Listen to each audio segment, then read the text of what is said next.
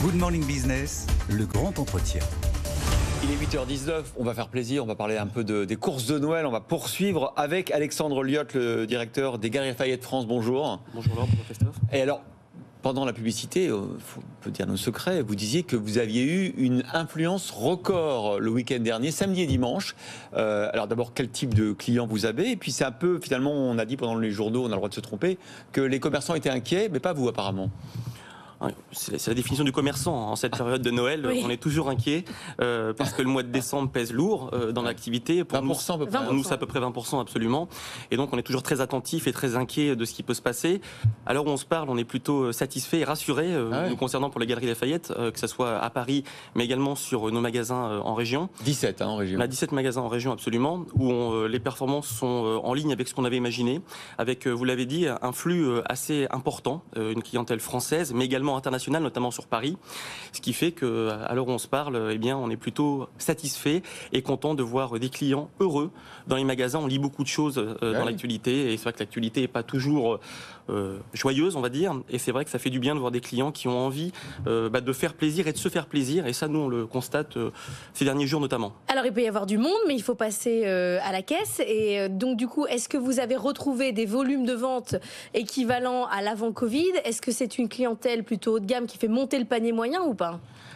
Alors c'est vrai qu'on a retrouvé quasiment en 2023 les performances de 2019.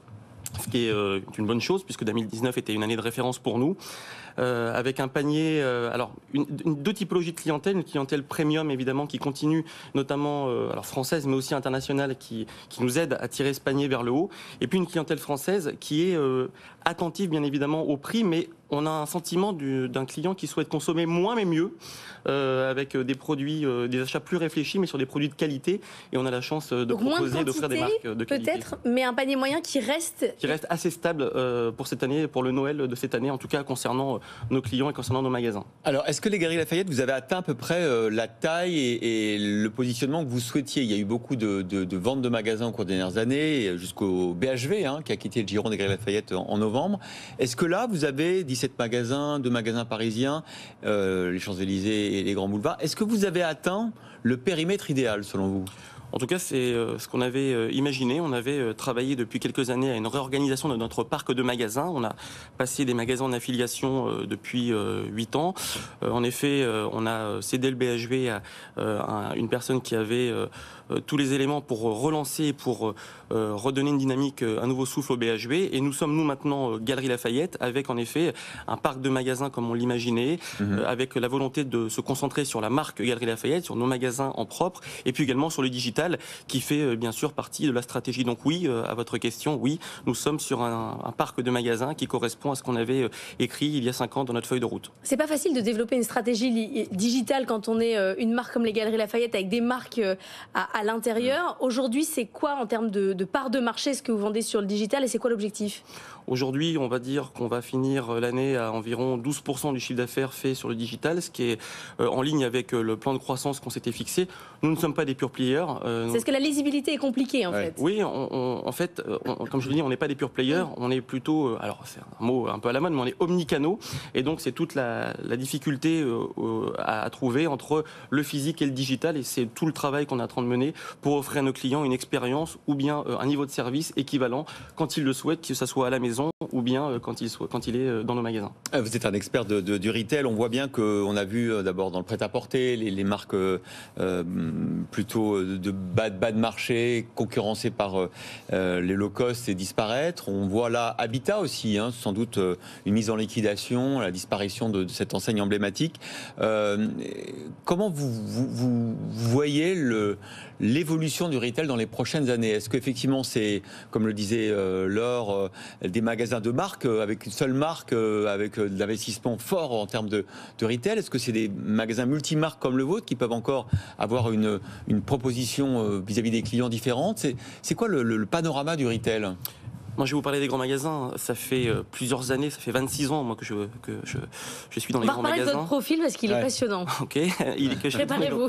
Très bien, je me prépare. Donc 26 ans que je suis dans les grands magasins. Ça fait 26 ans que j'entends dire que les grands magasins sont à la fin, que c'est compliqué. Moi, ce que je constate, c'est qu'après la crise sans précédent qu'on a traversée, les grands gagnants, en tout cas sur le territoire, c'est les grands magasins. Pourquoi ? Parce que on se réinvente en permanence, parce qu'on a cette volonté d'avoir, si je peux me permettre, un coup d'avance et de comprendre ce que souhaite le consommateur. On a la chance d'avoir tout sous le même toit. On a la chance d'avoir une offre assez large. Pour les Galeries Lafayette, c'est de l'accessible au premium, on pourrait même dire de l'accessible au luxe. Et donc, on arrive à satisfaire une grande partie de la clientèle. Et puis aussi, et surtout, j'ai envie de dire, on est un commerce événementiel. Et par les temps qui courent, on voit que les clients ont envie d'acheter, de consommer, bien sûr, mais ils ont envie aussi d'autre chose. Et nous, on peut apporter, à travers l'espace que nous avons, à travers, on a derrière nous la coupole qui est à elle seule un élément d'événement. Bref, on a vraiment une politique, une volonté d'animer nos magasins. Donc de faire du commerce, oui, mais de faire du commerce événementiel, du commerce joyeux. En tout cas, c'est comme ça, nous. On vient à la journée, quoi, en Galerie Lafayette, comme on irait au musée d'Orsay. On vient passer une journée exactement se faire plaisir. Ou à Disneyland, oui. Pourquoi pas. En tout cas, ça fait partie du jeu. Nous, on pense que l'acte d'achat est la conséquence de ce qui se passe autour, ce qui est un peu différent par rapport à il y a 10 ans où les gens venaient pour acheter un produit. Le produit est important, mais tout ce qui va autour du produit est également très très important. 26 ans que vous êtes aux Galeries Lafayette, vous êtes rentré comme apprenti alternant, vous avez fait tous les postes quasiment, vous avez grimpé tous les échelons. Moi, j'ai été aux Galeries Lafayette la semaine dernière, il y a beaucoup de monde qui y travaille, vous avez certainement une problématique de recrutement très importante. Qu'est-ce que ça dit, votre parcours, de ce qu'on peut faire en termes de carrière aux Galeries Lafayette ? Je vois que vous êtes bien renseigné. Oui, ce que ça veut dire, c'est que quand on veut, on peut. Moi, j'ai toujours voulu travailler dans les grands magasins. Donc voilà, j'ai eu la chance d'être dans un groupe familial qui donne sa chance aux jeunes. J'ai eu un parcours, en effet, j'ai commencé apprenti, j'étais vendeur. Bref, j'ai fait tous les postes jusqu'à avoir le plaisir et l'honneur de diriger tous les magasins français.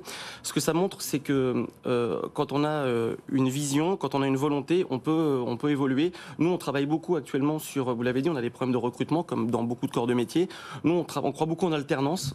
Donc on a un vrai plan à 5 ans de retravailler sur l'alternance, de reformer des jeunes, de les accompagner, de les former au métier du grand magasin, au métier avec un X des grands magasins, parce qu'en réalité dans le grand magasin il y a plusieurs métiers, il y a de la technique, de la logistique, de la vente, bref c'est un monde assez complet, du marketing bien évidemment, donc on est très très volontaire pour justement redonner aux jeunes une perspective et puis un plan de carrière, puisqu'on pense que les jeunes ont besoin aussi de formation, mais aussi d'avoir un plan de carrière, donc le grand magasin et un beau terrain de jeu pour les gens qui ont envie d'évoluer au sein d'une entreprise et dans une société et dans un groupe familial comme le nôtre. À périmètre constant, parce que vous avez beaucoup de changements de périmètre dans votre groupe, vous avez retrouvé le chiffre d'affaires d'avant la pandémie ? Oui, à périmètre constant, on est quasiment à fin 2023, on retrouvera, on va passer la barre du 1,5 milliard de chiffre d'affaires.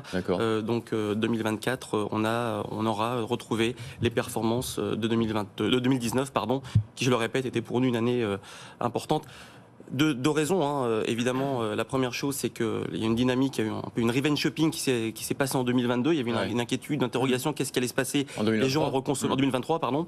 Et puis, nous, on a aussi beaucoup travaillé sur le magasin, notamment d'Haussmann, qu'on a depuis 3 ans réenchanté avec une révision de quasiment tous les étages. Ça avait commencé par la chaussure il y a 2 ans, et puis jusqu'à l'espace wellness qui a été de 3200 m² qu'on a rénové et qu'on a créé pour le bien-être. Donc, Comment vous appréhendez les Jeux Olympiques ? Avec une certaine frayeur, comme certains Parisiens, ou vous dites le magasin va être plein, ou en fait ça va être l'enfer, les gens ne pourront pas venir jusqu'à chez nous ? Alors premièrement, il faut, je pense, se réjouir des Jeux Olympiques. C'est une très belle manifestation sportive. Sportive, d'accord. Mais... La France va être la vitrine du monde pendant quelques semaines, donc je pense qu'il faut se réjouir et il faut être à la hauteur de cet événement. Ça, c'est le premier point. Maintenant, en termes de préparation, pour nous, il y a déjà un enjeu logistique qui paraît tout bête, mais Paris va être très perturbé, donc en termes de circulation. Donc nous, on a un enjeu logistique qu'on est en train de traiter actuellement avec les équipes. Et puis ensuite, il y a une inconnue. Il y aura du monde, c'est une certitude. Ensuite, est-ce que les gens présents seront des clients, des commerces, je ne sais pas, c'est un peu l'incertitude. Écoutez, on verra, nous on s'y prépare pour, je l'explique et je le répète, recevoir nos clients dignement. Et vos produits du coup Les produits bien évidemment, et puis essayer de faire des performances économiques à la hauteur de ce qu'on pourrait attendre pendant cette période. Du coup, un rôle spécial pour votre magasin des Champs-Élysées ou pas, pour les JO ? Non, comme tous nos magasins, accueillir nos clients dans de bonnes conditions. Vous n'êtes pas Parce que vous serez bien placé. piscine olympique. On sera très bien placé, absolument, on sera très bien placé au cœur directeur. C'est pour ça. Merci beaucoup d'avoir été avec nous, Alexandre Liot, directeur des Galeries Lafayette France. Et